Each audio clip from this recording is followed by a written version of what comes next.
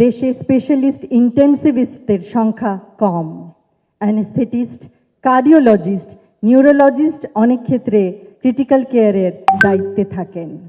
এক্ষেত্রে আরও বিশেষজ্ঞ প্রয়োজন, আরও ট্রেনিংপ্রাপ্ত নার্স প্রয়োজন, আরও বিশেষায়িত ইকুইপমেন্ট প্রয়োজন, আরও ক্রিটিক্যাল কেয়ারের ইউনিট প্রয়োজন। করোনা বা যে কোনো ভাইরাসের এগেইনস্টে ফাইট মানি ব্যাকট্রলের লেফট রাইট।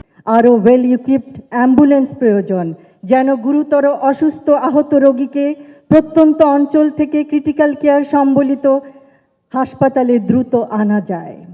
শুধুমাত্র তাহলেই আমরা আরও বেশি সংখ্যক রোগীকে ক্রিটিক্যাল কেয়ার ইউনিটে চিকিৎসা প্রদান করতে পারব।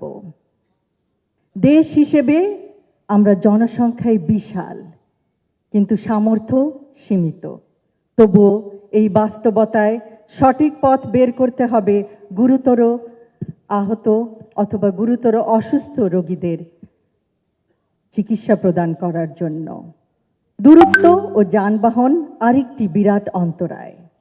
অ্যাম্বুলেন্স সুষ্ঠুভাবে প্রস্তুত না থাকলে তা বরং রোগীদের জীবনের ঝুঁকি বাড়াবে।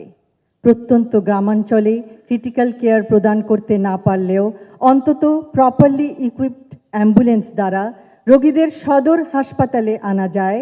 সদর হাসপাতালগুলিতে ক্রিটিক্যাল কেয়ার ইউনিট নিশ্চিত করা হলে নিশ্চয়ই পরিস্থিতির উন্নতি সম্ভব। আশা করব আগামীতে ক্রিটিক্যাল কেয়ার চিকিৎসা সেবার অভাবে মৃত্যুর হার যেন আর বেড়ে না যায়। একটি মৃত্যু একটি পরিবারকে সর্বশান্ত করে দেয়।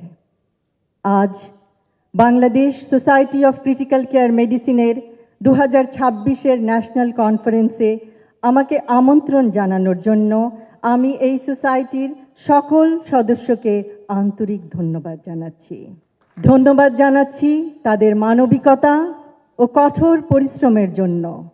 সুষ্ঠু ব্যবস্থা অনেক স্থানে না থাকলেও চিকিৎসক ভাই ও বোনেরা অক্লান্ত পরিশ্রমের দ্বারা অপরিসীম নিষ্ঠায় দেশের নিবিড় পরিচর্যা বা ক্রিটিক্যাল কেয়ার সেবা দিয়ে সুস্থ করে তুলছেন, পরিবারের আশার আলো হয়ে দাঁড়াচ্ছেন।